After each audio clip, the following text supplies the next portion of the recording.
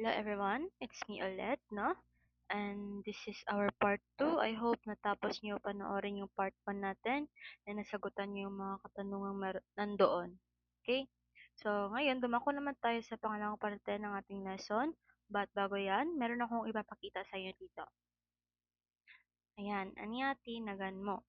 Magandang gabi, bayan. Presyong kaibigan. So, ano ba itong mga napapansin natin dito?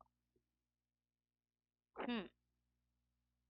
So, meron tayong hindi familiar, no, na lang na wika. Anya tinagan mo? Ano ibig sabihin yan? Magandang gabi, bayan. Pamilyar ba to? How about this one? Presyong kaibigan. O, pasok mga suki. Presyong divisoria. Ayan. So, ano ba yung mga iyan? So, dito nadadako yung ating, or dito napapasok yung ating lesson, which is ang variety ng wika. So, please, I hope you have your notebook with you. And I hope that tatapusin niyo tong video na ito no, hanggang sa huli. Okay, meron akong ibibigay na instruction sa bandang huli. Okay, so yan. So ito yung makatangian ng wika natin, no? Bago yan, meron tayong dito homogeneous at heterogeneous. So homogeneous, ibig sabihin ng homogeneous na wika ay ang pagkakatulad ng mga salita. Okay, halimbawa, meron tayong wikang Cebuano, di ba? So, that is, meron tayong pagkakatulad kahit papaano no, ng wikang Cebuano sa Jensan at Cebuano sa Davao, Cebuano sa Cebu. Okay, homogeneous. Kapareha sila ng mga Cebuano. Okay? Ha habang ang heterogeneous naman ay pagkakaiba-iba ng mga wika ginagamit ng iba't ibang individual at pangkat. Halimbawa, meron tayong Tagalog din, no? So, magkaiba ang Tagalog sa wikang Cebuano, magkaiba ang wikang Ilocano sa wikang Zamboangueño. Okay? So, pagkakaiba-iba. Kumbaga, kung sa science man lang yan, no, ang homogeneous, for example, is mayroon kang tubig. Lalagyan mo ngayon ng suka. So, magmi-mix silang lahat, no? Magiging homogeneous mixture siya. Kasi, nagkakaisa na sila ngayon. Hindi mo mapansin na merong pagbabago doon sa ating tubig kasi parehas na sila na tubig or liquid, 'di ba? Ang tubig at saka ang suka kapag i-mix mo, liquid pa rin 'yan siya. Wala kang makikitang tibugol-tibugol kumbaga ba. Ano god? Ang heterogeneous naman is kapag meron kang mix na mga substances, pero makikita mo pa rin yung pagkakaiba-iba nila. Halimbawa, sa halo-halo, no? Meron kang nilagay na langka, meron kang nilagay na saging, yung mga sago, at meron ding mga beans. So, kapag hinahalo-halo mo yun siya, makikita mo pa rin na hindi sila nagkakaisa.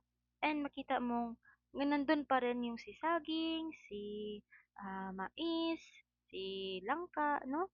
Hindi natunaw. Kumbaga, meron pa rin pagkakaiba-iba. Ano nang ibig sabihin nitong heterogeneous at homogeneous na katangian ng wika? Okay? Homogeneous, homo, from the name itself, no? Na one, iisang wika lang. And magkakatulad sila, like Cebuano sa Davao, Cebuano sa Cebu, Tagalog ng Manila, Tagalog ng Bulacan. Ay, Bulacan ba? Nakalimutan ko. Heterogeneous naman. Iba yung wika nandun sa Luzon. Kadalasan, mga wikang Tagalog yun. Kapag sa Visayas ka naman, is mga Cebuano, di ba? Sa Mindanao, halos usually, no, is nagsasalita ng Muslim. Okay? So, yan. Sorry for the term kung baka mali yung mga sinasabi ko dito. Pero yun ang ibig sabihin nito. Okay? Now, meron tayong iba't ibang variety. Variety. Okay, variety ng wika. Una dyan ay ang dialekto. Dialekto, ang dialekto ay nangangahulugang variety ng isang wika, hindi hiwalay na wika. Nagkakaroon ito ng pagkakaiba sa bigkas, bokabularyo at ilang gramatikal na aspeto, ngunit nauunawaan pa rin sa loob ng parehong wika. Dito nagpapasok yung Cebuano ng Davao, Cebuano ng Jensan, Cebuano ng Cebu. Para silang Cebuano, di ba? Ayan. Nauunawaan pa rin sa loob ng parehong wika. Kaso lang, meron tayong pagkakaiba sa bigkas, sa mga bokabularyo natin, at ilang gramatikal na aspeto. Halimbawa, ito, unsay mong ngalan? Ano iyong pangalan? Yan ang sa Cebuano. Okay? Sa, mali yung sample ko dito. Hindi dapat ganito. Wala, sorry. So, yun, no? Sa, basta, meron tayong vocabulary na iba sa atin, iba din sa kanila. Pero, nagkakaroon pa rin tayo ng pagkakaunawaan. Okay? Unsay mo ngalan? Mo nang sa Cebuano. Let's say, diri sa Jensan. Unsay mo pangalan? Pero sa Cebuano sa Cebu, unsay mo ngalan? Okay? O sa pagganito man, wait lang. Okay. Halimbawa, ani, um, na kay katawag no, tapos gi-invite ka kaniya sa birthday. Ana sa Cebu, ay ingani ang Cebuano sa Davao. Example ha. Um, dong, adto diri ha kay birthday ni nanay. Moto siya sa Cebuano nga Davao. Adto diri ha kay birthday ni nanay. Pero ang Cebuano sa Cebu, anha diri ha kay birthday ni nanay. Anha diri ha kay birthday ni nanay. Yon, no? Parehas na Cebuano, pero merong pagkakaiba sa bikas, bokabularyo at ilang gramatikal na aspeto. Anha, adto, the same lang na Bisaya, pero different na words. Diba? Ano pa? Wala ba ako kabalo? Asa ni padulong? Wala ba ako kahibaw? Kung asa ni padulong? Kabalo? Kahibaw? No? Parehas na Cebuano, pero different words. So, yan ang ibig sabihin ng dialekto. Nauunawaan pa rin sa loob ng parehong wika. Pero merong pagkakaiba sa bigkas, bokabularyo, at ilang gramatikal na aspeto. Okay?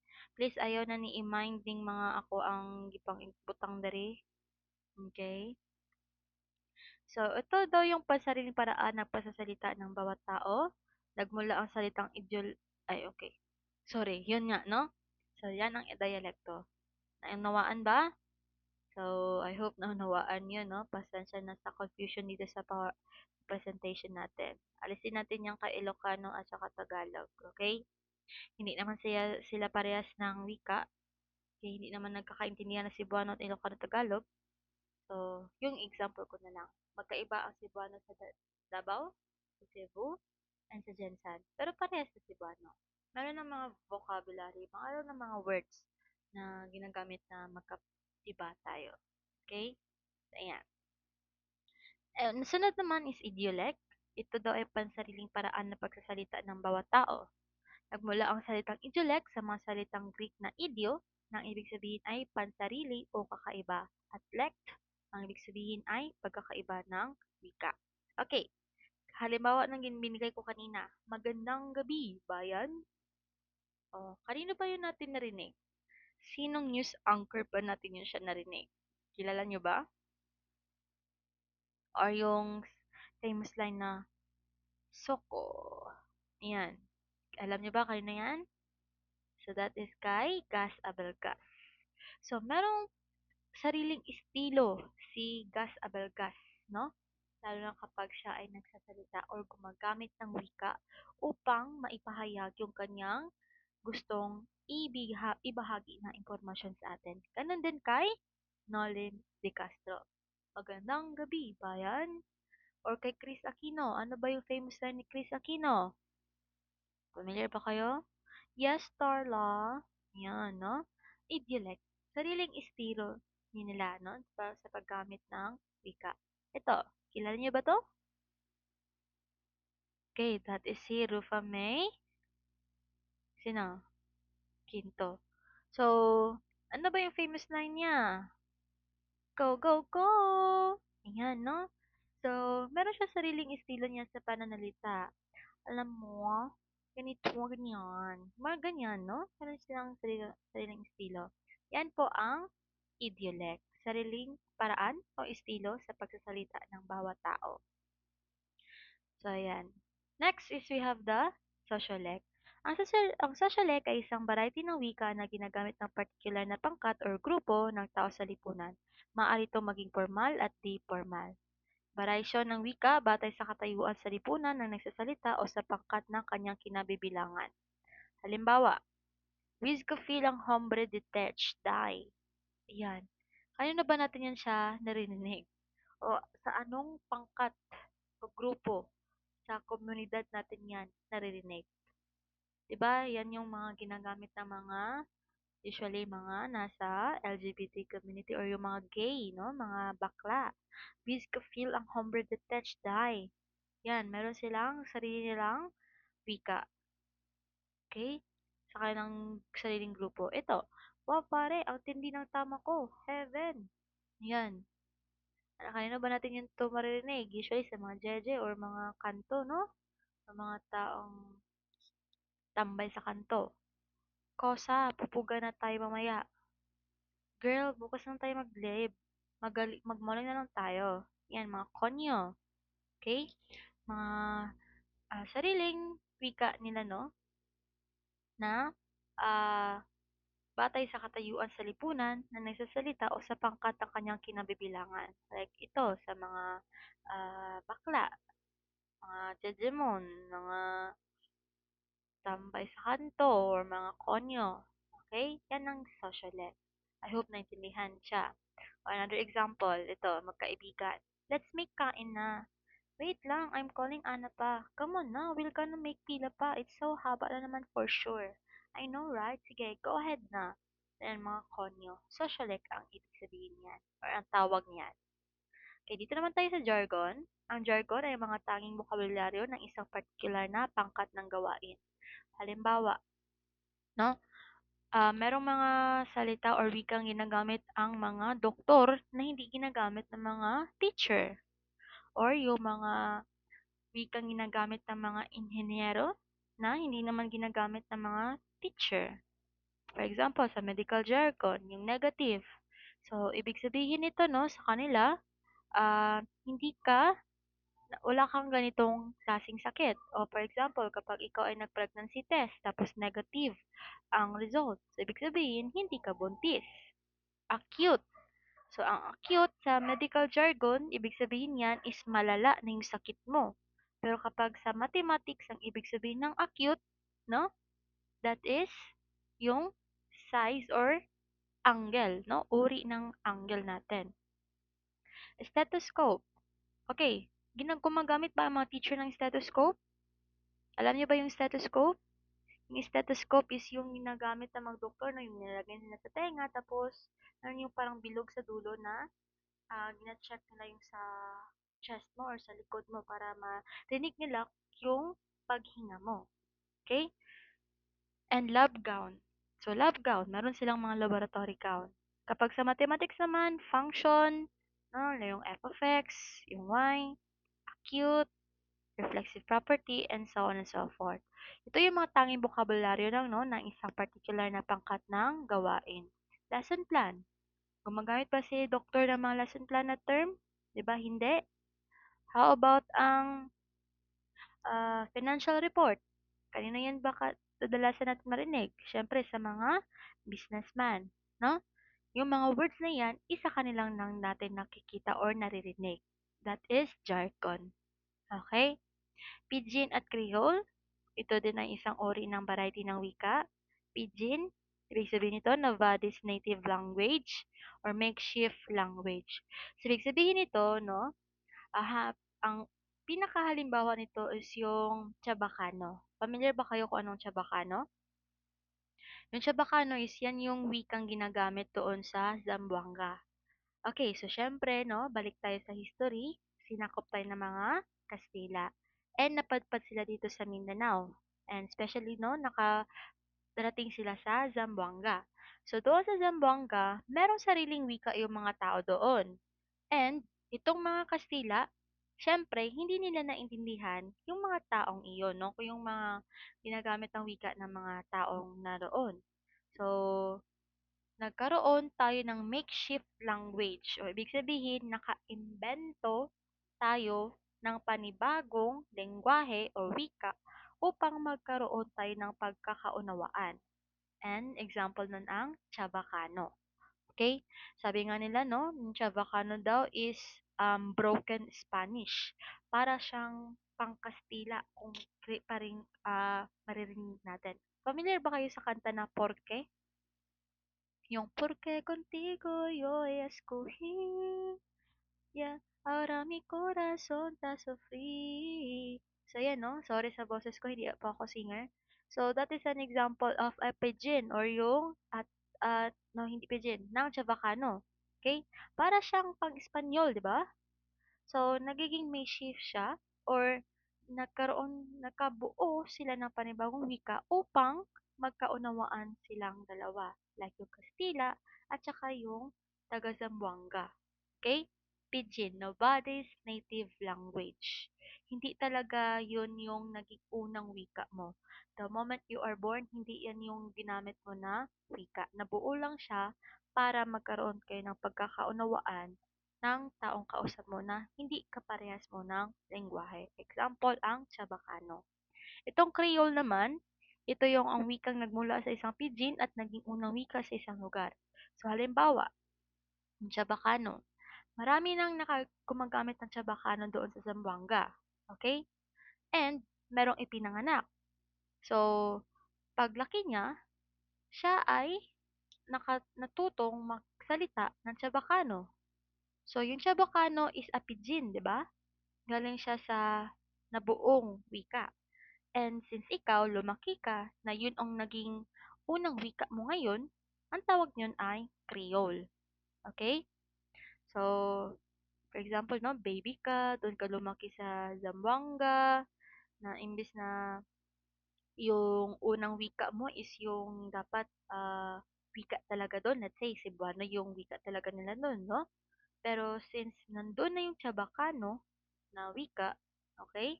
Yun na yung naging unang lengguwahe mo or unang wika mo. So, Creole ang wikang nagmula sa isang pidgin at naging unang wika sa isang lugar. Galing sa pidgin. Okay? So, ayan. I hope naintindihan, no? So, if meron kayong mga questions or clarifications, comment na kayo dyan. Last is the register. Ito yung variety ng wika na kung saan naiangkop ng isang individual ang uri ng wikang kanyang ginagamit ayon sa sitwasyon. Okay, syempre, kapag ikaw nasa simbahan, paano ka ba makikipag-usap sa ibang tao, lalo na sa pare? Paano ka makipag-usap sa isang pare? Ganito ka ba makipagsabi, "Oy pare, nandito ka pala, kumusta?" Ganyan ka ba makipagsalita sa isang pare sa loob ng simbahan? 'Di ba hindi? So, syempre, no, iniangkop mo sa isang sitwasyon yung kung anong wika yung gagamitin mo. If for example, nandyan si father and gusto mo siyang kausapin and ganito yung sabihin mo, "Hello po, father. Magandang araw po. Kumusta po kayo?" 'Di ba formal? Kaysa yung, "Uy, pare, nandito ka pala." Ganun, no? Magkaiba yun. That is a gesture. Inaangkop mo yung gagamitin mo wika sa isang sitwasyon. And another example, nasa lamay ka. Example lang ha. Tapos, um, parang ginagawa mo lang joke ba na, happy birthday to you, ganun, ganyan. No? Um, normal pa ba yun? Na biruan ka, joke-joke ka sa taong nawala ng mahal sa buhay na napakalungkot niya na.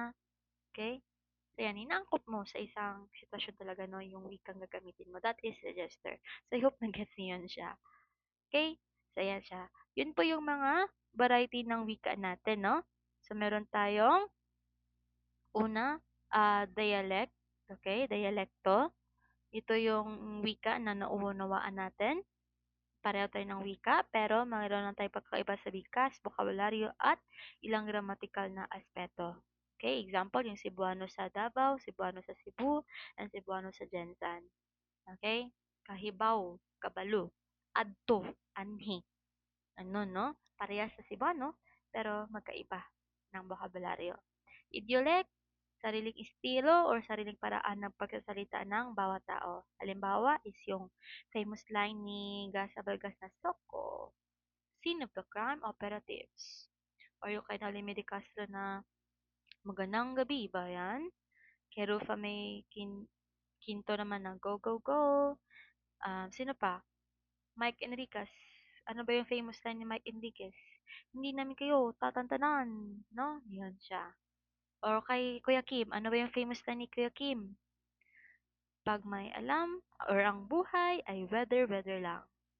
Yan siya, no? So, socialect naman is yung wikang nagamit sa isang particular na pangkat o grupo lang. Okay, maaari itong maging formal at di-formal. Like yung mga gay lingo, no? Yung wikang ginagamit ng mga bakla or yung mga terms na ginagamit ng mga Jejemon or mga Jeje or mga Gen Z, for example, Gen Z ngayon, FR, for real, BRB, be right back, yung ganon, no? Or yung mga konyo. Ang jargon naman is yung wikang ginagamit or bokabularyo na makikita lamang sa particular na pangkat na gawain. Like, for example, yung medical jargon, negative, and may kaiba yan siya sa mga mathematics na jargon.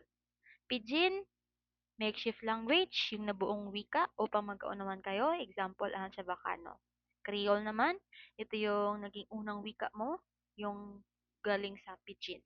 And lastly, register, yung inaangkop mo sa isang particular na sitwasyon yung gagamitin mong wika. Okay? So, yan. So, checkpoint. So, ito sa checkpoint, no, magpo-post ako sa GC natin ng isang Google form. Nandun po yung mga katanungan and sasagutan na lang yun. Okay? So, yun lang. So, if you have questions, please feel free to comment. And thank you for listening until this point. Thank you, everyone. Ingat kayo always. God bless and see you when I see you. Bye!